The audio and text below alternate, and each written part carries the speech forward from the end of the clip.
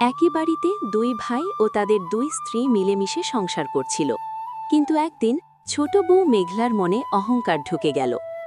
মেঘলা দিদি মালতীকে বলল, শোনো দিদি, একটা কথা বলতে এসেছি।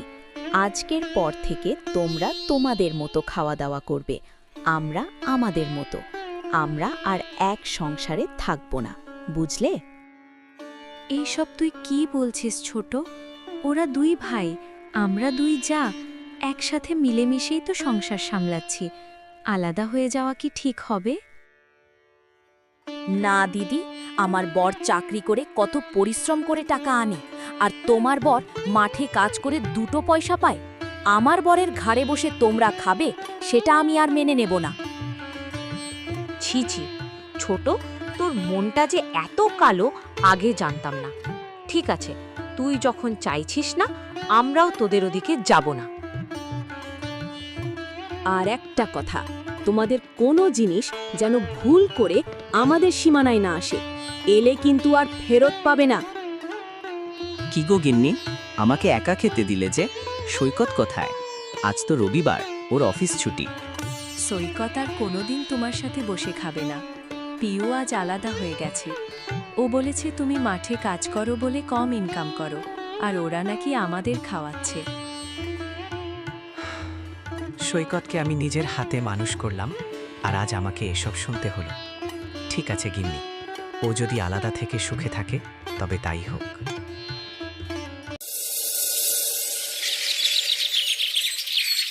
ও বাবা গো, গেল গেল, কোমরটাই ভেঙে গেল রে বাবা। কেউ আছো? বাঁচাও।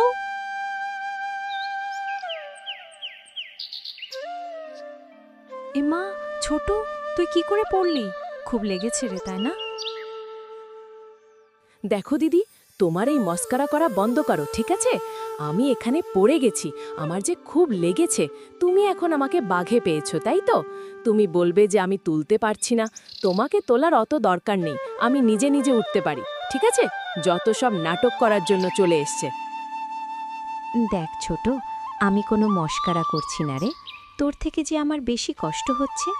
তুই এখানে পড়ে বসে আছিস, তবু আমি তোকে হাত ধরে তুলতে পারছি না।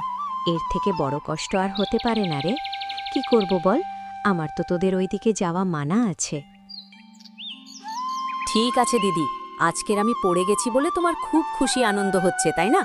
আমারও সময় আসবে, যেদিন তুমি পড়ে যাবে সেদিন দেখব তোমাকে কে তোলে।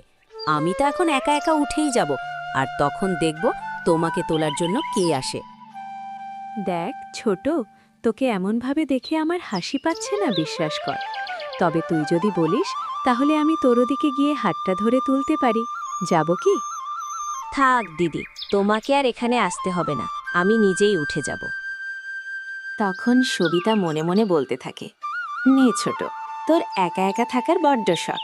ঠিক হয়েছে, যা হয়েছে, এই তো সবে শুরু হয়েছে। দেখতে দেখতে এমনভাবে বেশ কিছুদিন কেটে যায়। তবে অনিমেষ অসুস্থতার জন্য সে বিছানায় পড়েছিল। কোনো উপায় নেই, কি করি বলো তো? আমি বাড়িতে একটু আলু আর চাল ছিল, সেটাই রান্না করেছি। তরকারি ভর্তা কিছু করতে পারিনি, কারণ শাকসবজি হাট বাজার কিছুই নেই। আরে গিন্নি, অত তোমার চিন্তা করতে হবে না। এখন তো আমি একটু ভালো আছি, আর তুমি যা রান্না করেছো সেটাই আমায় দাও তো, দেখি আমি ঠিক খেয়ে নেব। দেখো, তোমার এই শরীর খারাপ অবস্থায় শুধু ভাত যে তোমার মুখে উঠবে না গো। তুমি দাঁড়াও, আমি একটু ছোটর কাছ থেকে গিয়ে তরকারি আনছি। ও তো এখন রান্না করছে। শোনো গিন্নি, তুমি আর ওখানে যেও না। এক্ষুনি বৌমা তোমাকে উল্টোপাল্টা কথা শোনাবে। তোমাকে যেতে হবে না। তুমি একটু চুপ করো তো। শোনো, তোমার যে শরীর খারাপ সবাই তো জানে, আর ছোটর কাছে গিয়ে যদি একটু তরকারি চাই, ও না করবে না। আমি যাব আর আসব।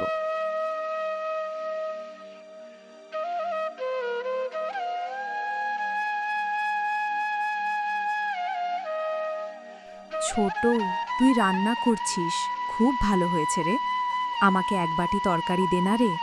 তোর দাদার যে শরীর খারাপ, তুই যদি একটু দিস তাহলে একটু খাবে ভালোভাবে।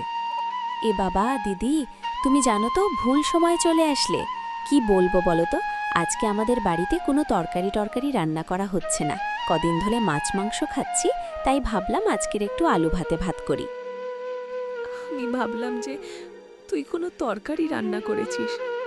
এইবার আমি কি করি বলতো? না গো দিদি, আমি কোনো তরকারি রান্না করিনি। তুমি একটা কাজ করো, ওই পাশের বাড়ি মালতী কাকিদের বাড়িতে যাও।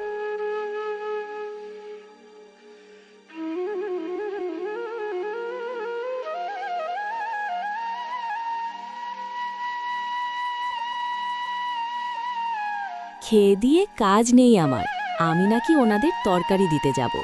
আমি আজকের কত সুন্দরভাবে কষিয়ে কষিয়ে মাংস রান্না করেছি, আর সেই তরকারি নাকি আমি দেব। দূর, আমার বই গেছে। অনিমেষ অনেক সুস্থ স্বাভাবিক হয়ে যায়। একদিন কাজে যাওয়ার পথে রাস্তায় অপেক্ষা করছিল তার ভাই সৈকত। দাদা, তুমি কেমন আছো বলো তো?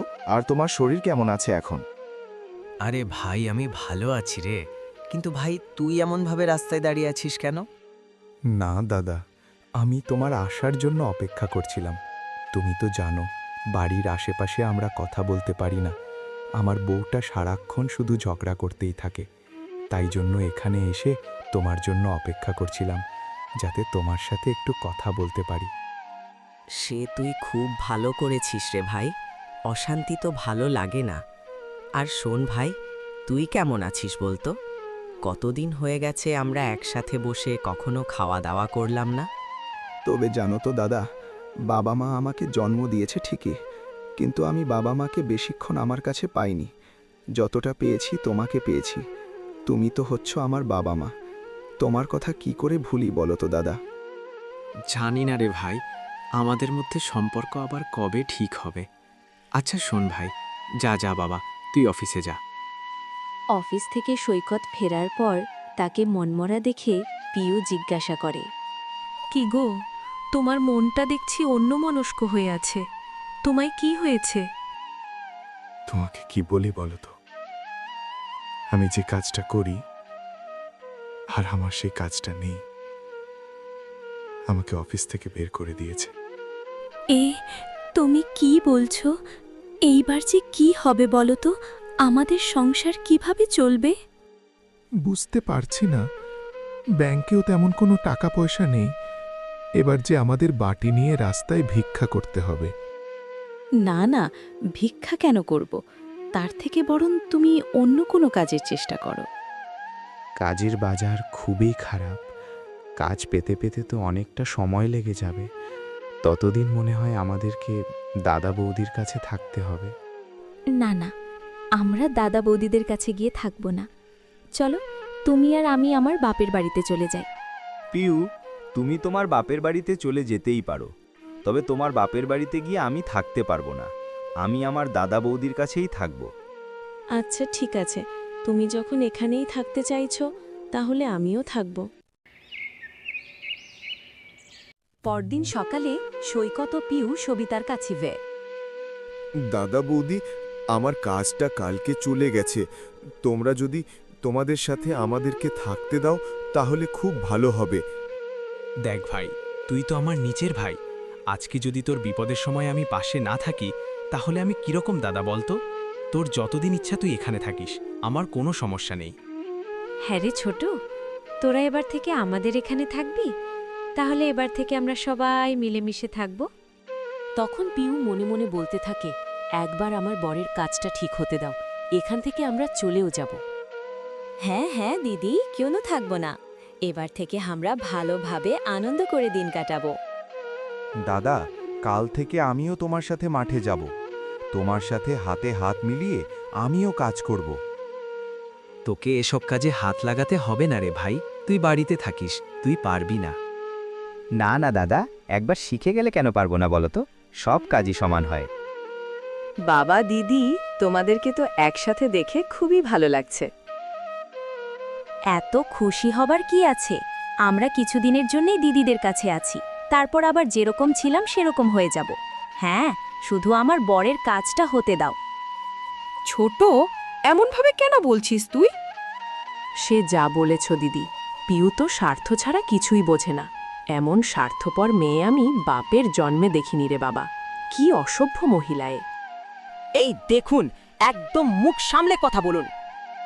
আচ্ছা ঠিক আছে ছোট, এবার একটু শান্ত হয়ে যা।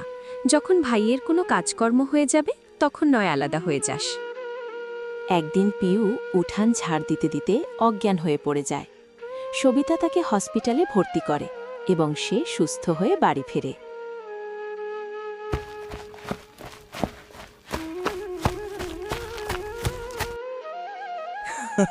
দাদা বৌদি, একটা খুশির খবর আছে।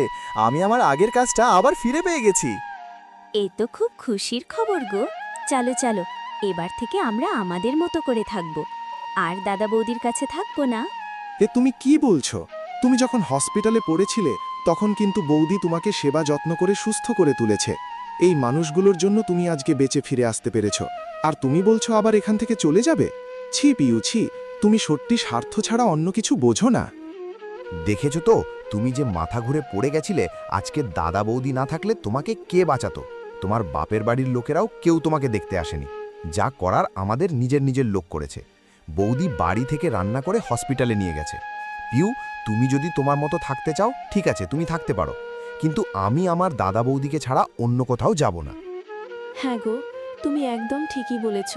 দিদি, আমাকে ক্ষমা করে দাও। আজকেকার পর থেকে আমরা তোমাদের সাথেই থাকব। আমরা সব সময় হাসি খুশিতে একসাথেই থাকব। দিদি, আমি এতদিন তোমাদের সাথে যা করেছি, অনেক অন্যায় করেছি, তাও তুমি আমাকে ক্ষমা করে দিও। দূর পাগলি, তোকে আর ক্ষমা চাইতে হবে না। তুই যে আমাদের সাথে থাকবি, এটাই আমাদের কাছে অনেক কিছু। এবার থেকে আমরা অনেক ভালোভাবে থাকব। তারপর তারা নিজেদের মধ্যে ভুল বোঝাবুঝি মিটিয়ে হাসি খুশিতে একসাথে থাকতে শুরু করে। বন্ধুরা, আমাদের এই গল্পটা কেমন লাগলো অবশ্যই লাইক, কমেন্ট, শেয়ার আর সাবস্ক্রাইব করে দেবেন।